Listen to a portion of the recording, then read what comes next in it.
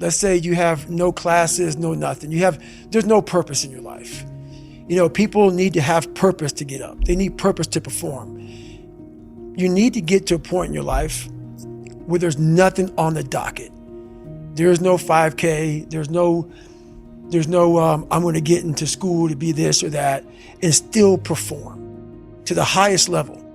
Because what people don't get is one day that thing's going to come up. And if you're not constantly performing without purpose, you're not going to be ready when the time comes. It's this magical thing, purpose, that we're all looking for. But what's funny about it all is that we need these things to perform. But we don't take a second to realize the purpose is always there. The purpose never leaves us because the very purpose is you. You are always the purpose. There may be another purpose, like being a SEAL or going to college or whatever, but the main purpose in life is you. So if you wake up in the morning and you don't want to do something, you don't care enough about yourself. And that's what you need to really research is, man, why am I not doing this for myself? Because that is the number one purpose in life, is to better oneself. So that's the only purpose I fucking need. So the reason I get up every day, even though there's no race or there's no school, there's nothing in front of me, is because I have pride in myself. Because I know every motherfucker ain't gonna do what I'm gonna do. So this is how you level up. That's how you level up. I know there's a whole bunch of people with that right there. That fires me up. That makes me fucking happy, what you just said.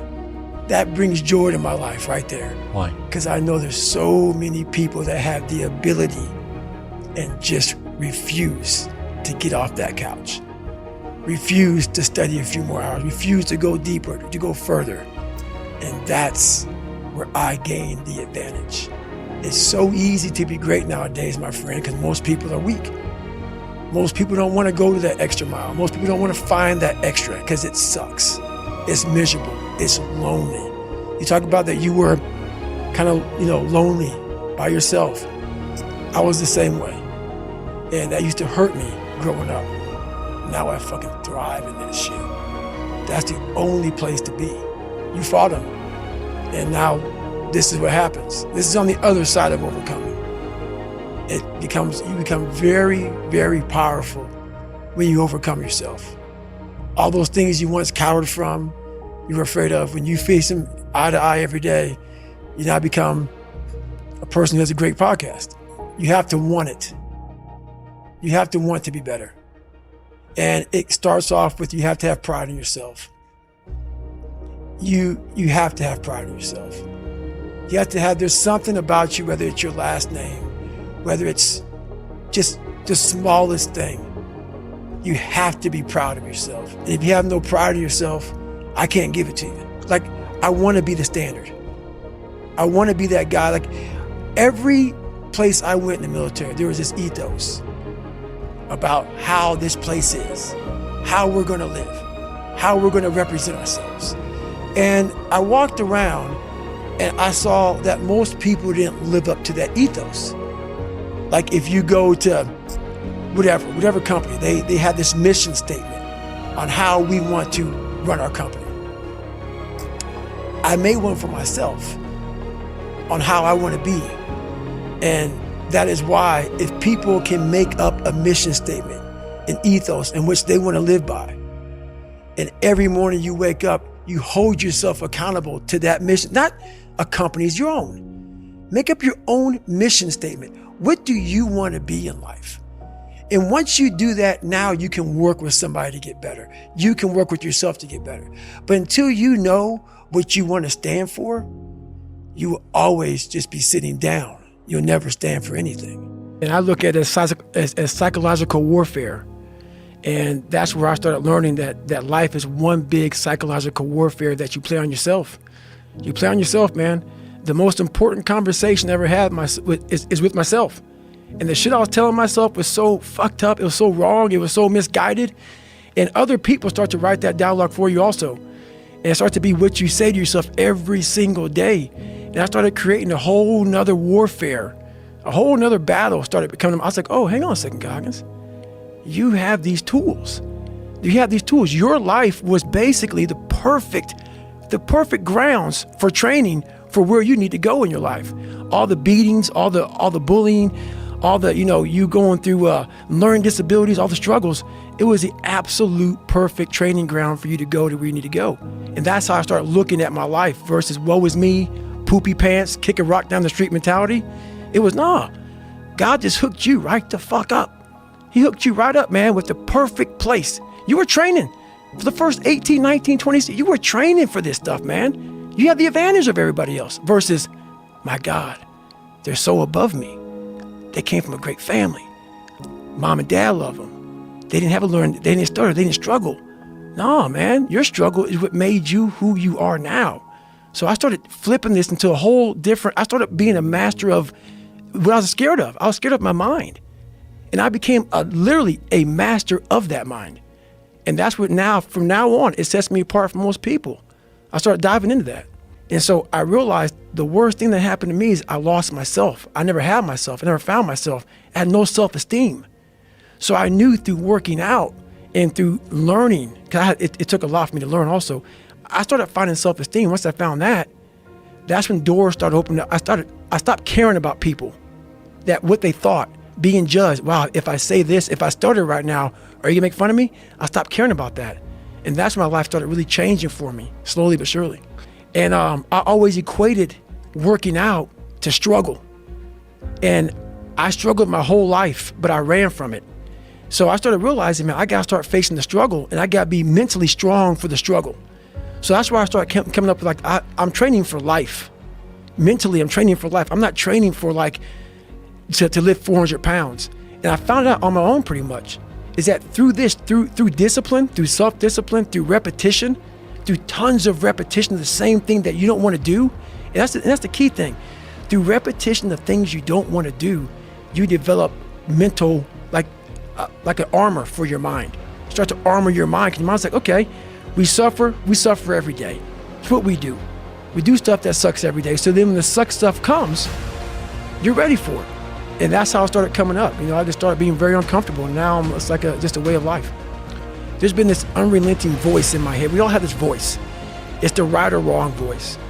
And a lot of times that voice guides us into comfort. And my voice guided me into comfort a lot. But I had this other voice I heard my whole life saying, hey, motherfucker, what are you doing? Nah, man, we got to go over here. We got to go over here to that rock pile over in the fucking corner where nobody's at. That's where victory's at. We're over there in that corner. So this voice was giving me all these answers. Now, I wasn't a real smart kid growing up, but I had this crazy voice in my head saying, over there is where the fucking answers are. And I didn't want to listen to it because over there was pain. Over there was me looking in the mirror. Over there was me being accountable for all these things that went through my life. Even though people put them on me, it's now mine to own. And I didn't want to go over there by myself, but I had to. And this voice was guiding me there. It's God, whatever you want to call it, but that's what it was in me. I was a character. I was trying to find myself through a character. I was making different hairstyles and sagging my pants, and I was off. I was off, man. I was a clown. I was a clown, and I was like, this is not where you're supposed to be in life, man. And it's ugly when you look in that dirty mirror. I would sit at home, instead of studying, I would think about, what can I do to impress the motherfucker at school? Wow. And that became my life. And it's a long road to hoe to get to the guy who says, now, you don't ever smile on any podcast. You look so serious. I look at that shit, I'm like, you motherfuckers have no idea who I am, where I've come from to get here today. You can't live with hate. You cannot move forward. As much as that guy tried to ruin all of our lives, that's where I came from. I had to figure out the origin of where I started from. So when I was going back through my life trying to fix who I am, the fucked up person I was, like, if your knee hurts, it's usually not your fucking knee that's hurting. It's something else, man. Like, it could be a tight quad. It could be the right leg if it's the left leg. You gotta find out the origin of where all this shit began. And my biggest fear, honestly, was, let's say this. Let's say, I don't care if you believe in God or not. I don't care. So let's just play a game with me. Let's say you're God. And we have a big fucking long line of people.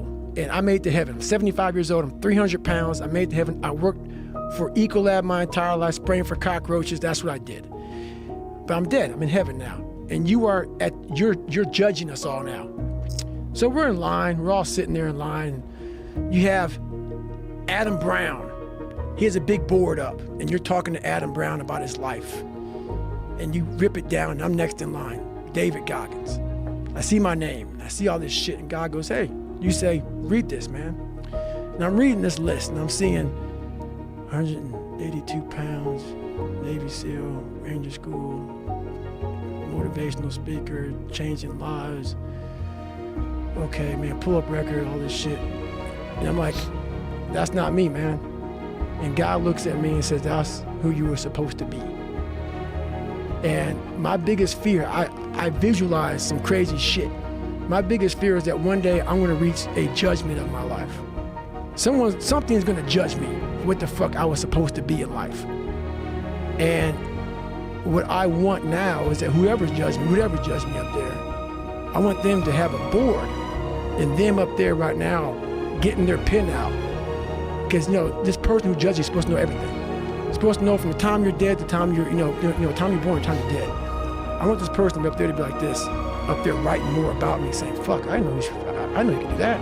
I know you can do that. So I want to impress whatever the fuck is up there, whatever's going on in life. I want to go up there and not have anything left on the table. I want to drain my soul of every fucking bit of person I am.